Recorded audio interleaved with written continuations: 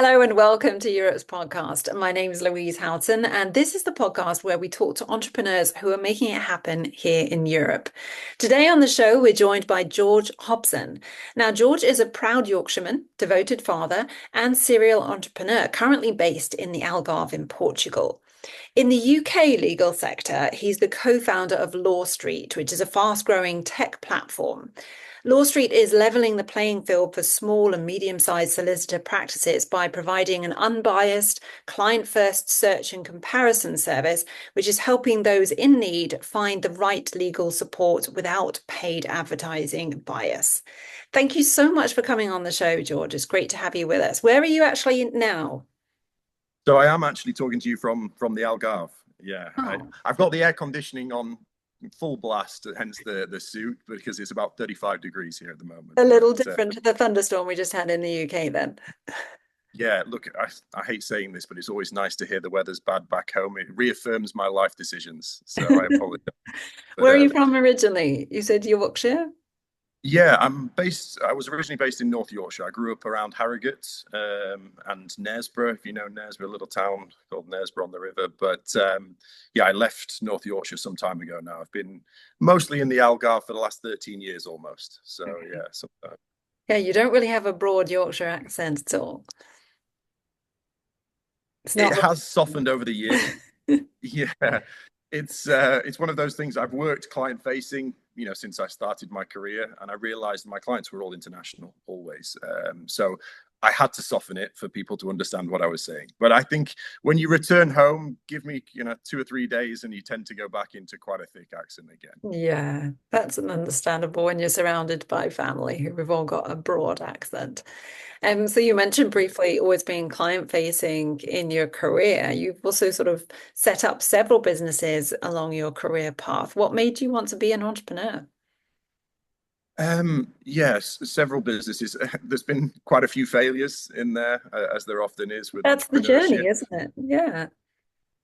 Comes with the territory. But I think for me personally, I kind of showed tendencies of wanting to do something for myself at quite a young age. I think this is probably quite a typical backstory for many entrepreneurs. But as a kid at school, selling sweets and hustling in any way I could to try and make a little bit of extra pocket money. So for me, before I even left school, I kind of had a goal and an idea in my head that I wanted to work for myself. I just didn't know what that looked like. And it took me, a lot of trial and error to figure out what that looks like. So yeah, we're still doing that. It's a progress, right? It's a work in progress. So we're still on that journey. But yeah, I certainly knew at a young age that it was. I want to answer to myself in any way I can. Yeah. So if it wasn't selling sweets in the schoolyard, then what was the first business that you set up yourself? There seems to be a theme, and this will circle back around later. But I like working in partnerships, and particularly, I know it goes against a lot of people's grain, but I quite like working with family. I think there's something quite quaint about family businesses. And I'm lucky enough to have quite a lot of siblings that are all quite entrepreneurial as well. So my very first business actually was while I was still at school. I was assisting an elder brother of mine in setting up his gym and fitness business, which he still is, the proud owner of today. He had a couple of gyms at one point. Now he works with mostly online business, but he's very successful in that field. And I helped him purely from a marketing perspective, and I kind of helped him channel where his commercialism went from there. I just went off on my own journey after a short period. So that was kind of where it started. I got a taste of what it was like to work for yourself, what it took, long hours, every different part of an operating business. From at that time, I remember leaflet dropping even on evenings after working for kind of 8-9 hours a day. So yeah, I got a bit of a taste for it, and yeah, things escalated from there. Were your parents entrepreneurs then? My father was, yeah. My father has had lots of businesses, probably a lot more failures than successes. He's been fortunate enough. He came from a kind of a military background, again, and then took that kind of discipline and pushed it into a business world. He's floated businesses in the past, so really has had some success, and won a few awards in his own right. But yeah, now he lives a semi-retired life. Also here in Portugal. Oh, really? That's nice. Did they move over after you? Yeah, my father lived there actually long before I did. It was how I kind of got a flavor of what it was like to live here.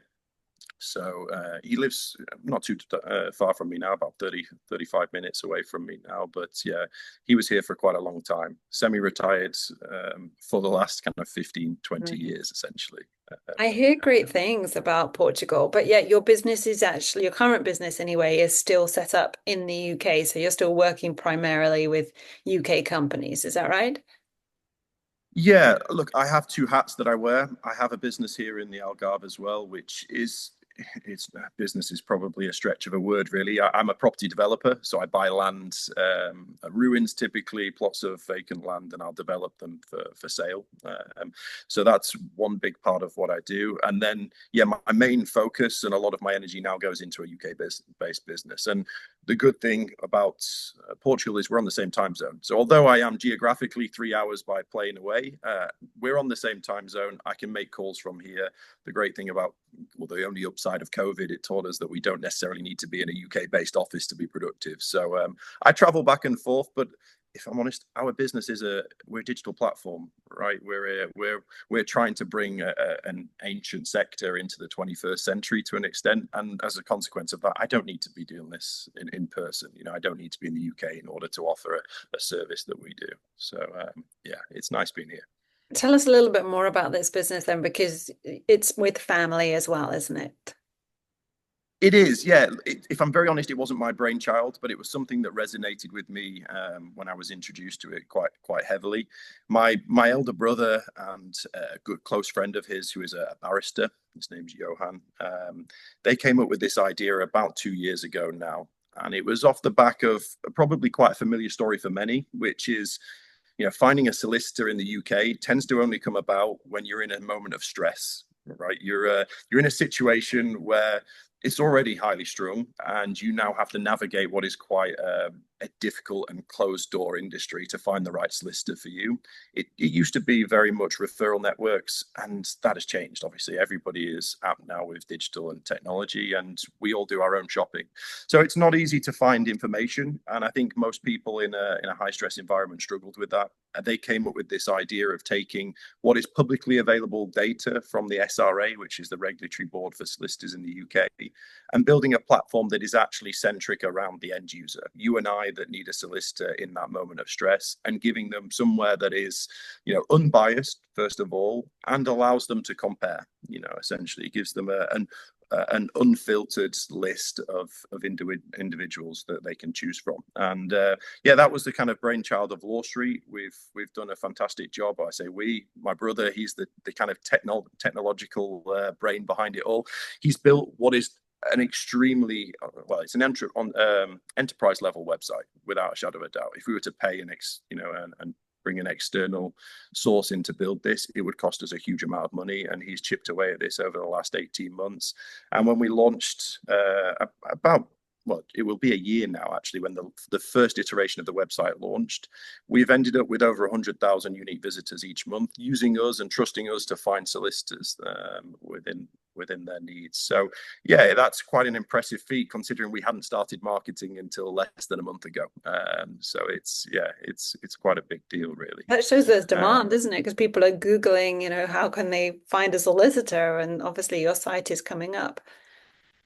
Yeah, there's been an 86%, just in our industry alone, there's an 86% year-on-year rise in shopping around before selecting solicitors. And that's a really big deal. People don't just need to know that somebody else has had a good experience. They need to know that their experience will also be, as fruitful. So yeah, I think it's really important. It's an industry that hasn't always been overly transparent. How long is a piece of string as to pricing and costs of different solicitors? And there is obviously a piece of string there for each client. Not everyone has the same level of budget, and there needs to be a little bit more transparency. And we're trying to build a platform that gives that transparency and credibility to the end users. And yeah, I think we're doing a pretty good job. Sounds like it's going well. Congratulations on that. So juggling that Thank you. and then the property business in Portugal, you must have to be very self-disciplined in order to kind of fit it all into your day. Yeah, I mean, I must admit the property side of the business doesn't take much time because you're doing, individual projects one at a time. For my sake, I had two projects on the go at once before, and that was, probably a little bit more stress than I wanted in my in my everyday life. But yeah, on the most part, it looks after itself. I'm lucky enough I've built partnerships out here with architects, engineers, constructors that will take on a lot of the project management with my direction, and it tends to be a case of just checking in. So I'm in a fortunate position on that front. And it's also an industry. I had my own business for a long time, nearly 6 years. I ran my own brokerage where I help people do exactly this. So I've got a lot of experience in this front. It's kind of a well-oiled machine at this point, I'd say. So it's fairly easy. But yeah, the LawStreet side of the business, it is difficult. There are a lot of things that you have to do to try and level yourself and bring yourself back to focus, particularly when you've got 35-degree weather and a swimming pool outside that your name. So it can be difficult, but to be honest with you, there is an enthusiasm and drive that comes from being an entrepreneur that most people will resonate with. I'm sure that are in your readership and are listening to this podcast that kind of draws you back to your desk Do you and have a pushes you certain forward. morning routine to get you to your desk in the morning? Coffee, first of all, is always the case, particularly in Portugal. We're fortunate we've got some really good coffee here. So, yeah, coffee is usually my go to start with. But I tend to, on an evening, I make a list of all the things that I've achieved during the day, and then those that are left with question marks that I need to attack the next morning. So, when I sit down and have my coffee, I look over that list and start to build, my plan for the day, essentially. That tends to be my go to. I think planning is really key. I think you have to be flexible with that plan. That's often the nature of being an entrepreneur or working for yourself. Things can change at the drop of a hat, but you certainly have to have a plan in the first place and a goal to set yourself. And that happens on a micro scale and a macro scale. 5 year, 5 day, 5 hour, 5 minute almost. I'd say So it's you still try and differentiating. sit down, on a regular kind of 9 to 5, as it were, through those hours and make sure Yeah, you're working. I wouldn't say that's always been the case, but certainly at the moment, we've only just launched our commercial element of our business. So for the last 18 months, we've been building something that is, functional and provided a service, but we weren't taking any revenue. We had nothing financially to offer individuals. We changed that in the last month and we launched our second iteration of the business, which is allowing solicitors to enhance their profiles, essentially, and give them a little bit more visibility and credibility when individuals are looking on their profiles. And with that now, then I kind of have to shift back towards the 9 to 5 because there's outreach involved, and now we're back to client facing. So I need to be on the same schedules as they are. So yeah, now we've shifted back. But previously, I was very lucky that I could work any hours of the day, and it was a case of chopping and changing according to your own schedules. But yeah, now we are. I'm certainly on an 8 till 6. With then the plus bracket is quite large as well, as you probably know, working for yourself. It doesn't really stop at 6. Yeah, that's true. And if there's something that needs to be done. But you mentioned that you wrote a list of things that you had achieved in the day. So that's kind of almost something to keep you motivated because you've managed to achieve so much. Is that what you're saying? Yeah, I mean, look, we are fortunate. We're going through a really exciting time. The commercial launch went really well for us, so things are quite positive. There's a lot to celebrate. There's a lot of hard work that led up to it, but there is a lot to celebrate, which is, I think it's important to take time to reflect on that. I think often people will focus on the negatives and not necessarily on the positives. The wins are important to keep you going, and particularly because in entrepreneurship, or at least in my experience, and I know a lot of others probably share this, there is a lot of rejection. There is a lot of negativity and rejection. It's very easy to get bogged down by that, I would say.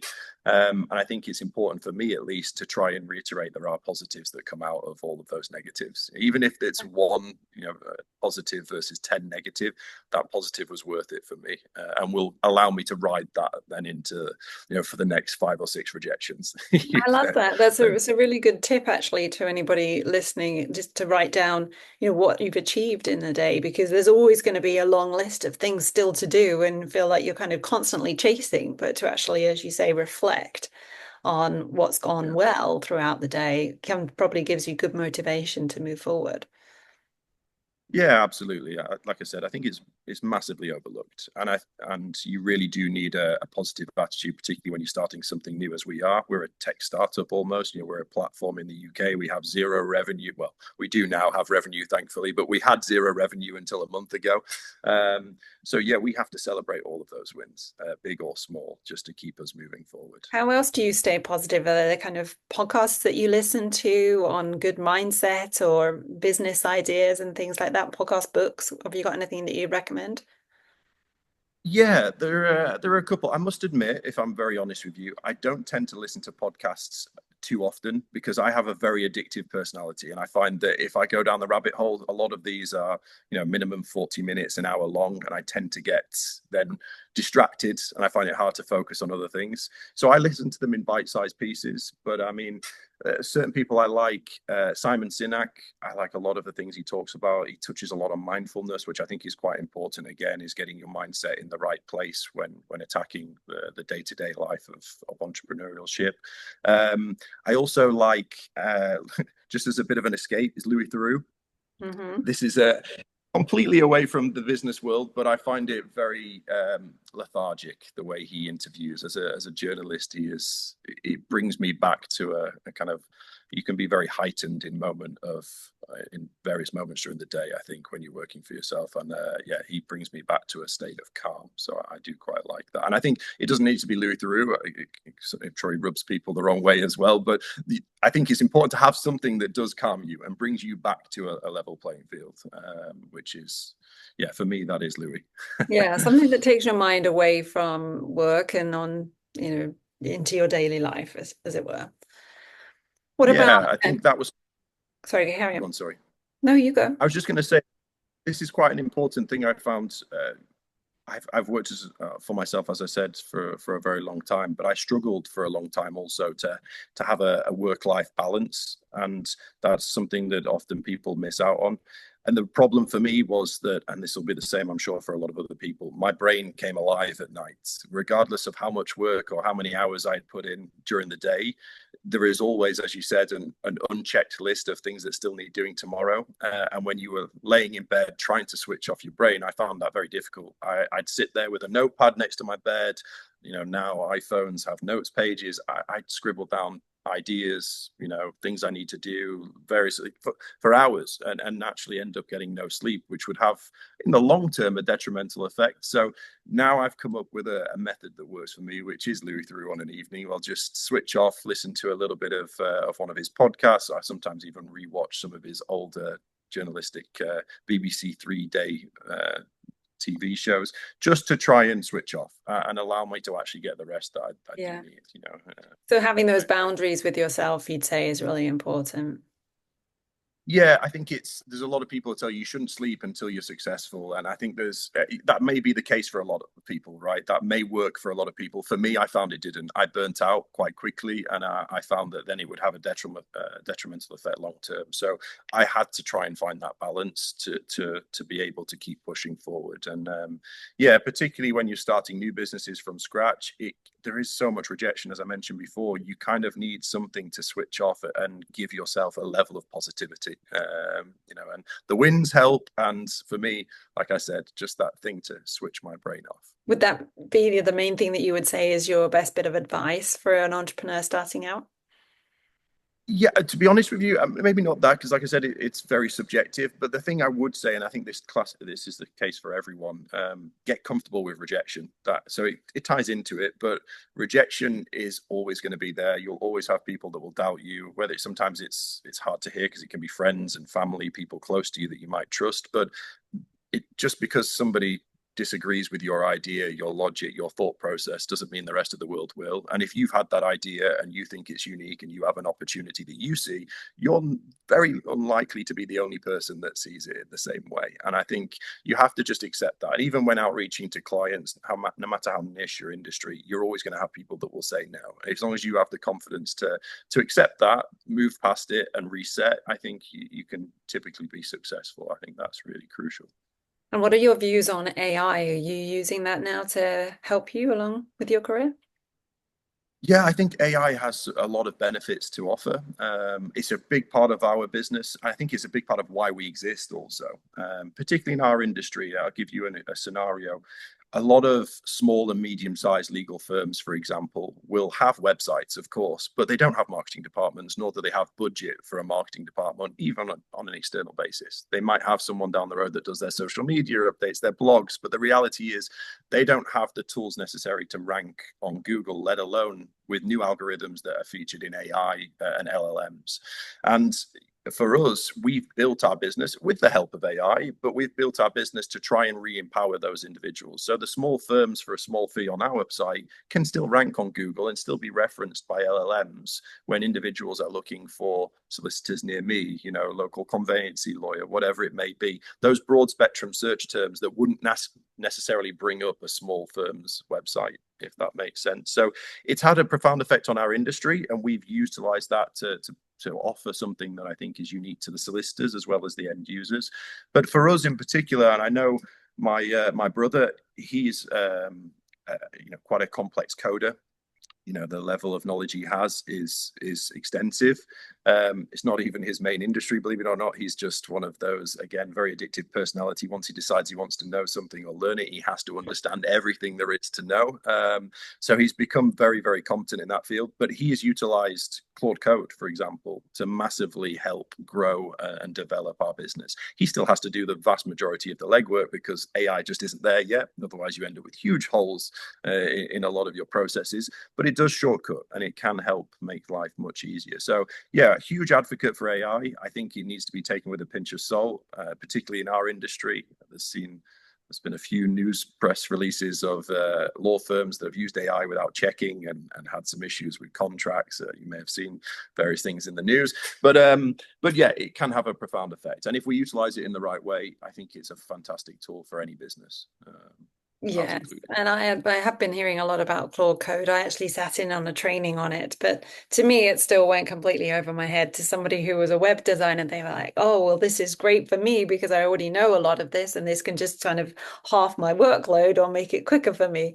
But to somebody like me who normally would outsource that kind of thing, it's like, well, that seems like a whole load more to learn. But if, like your brother, you've got an eye for it already, then I can understand it being really beneficial. But there's so many Yeah. different So ways that you can utilize it too, even just for advice or for like writing newsletters and things like that too.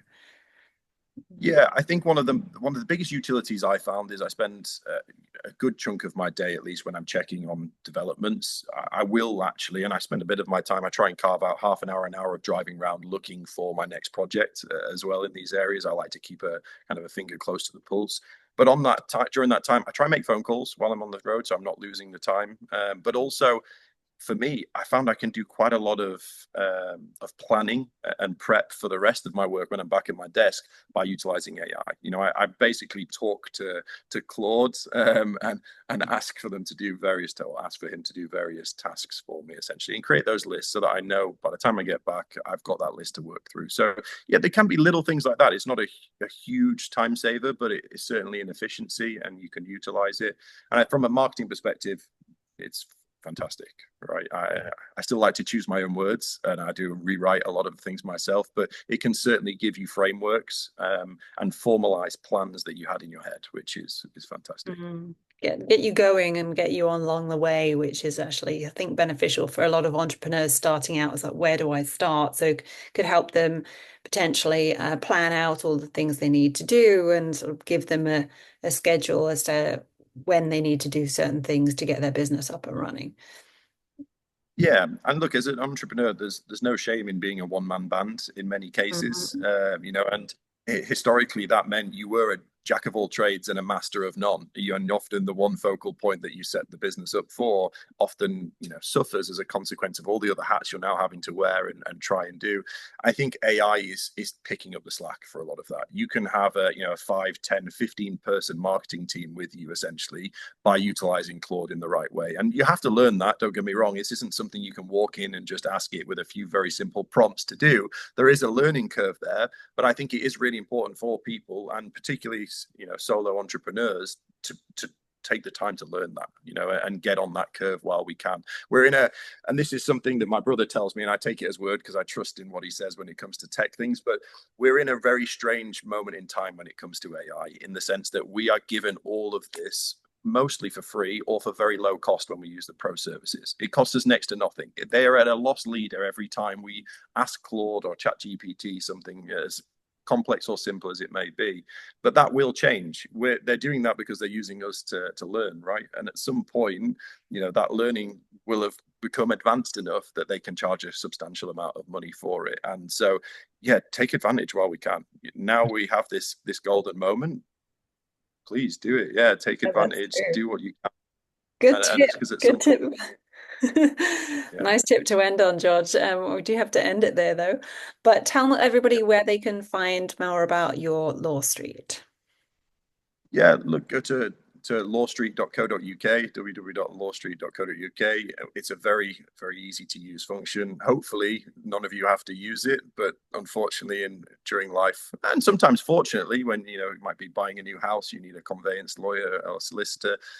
We have the opportunity to search via geographic, via practice area, and it just makes the life much, much, much easier. And if you're a solicitor, there is a dedicated page there for you as well. But yeah, it's very straightforward. It's our main business. The website is the center of it all. And you cover all types of law. There's no different platform for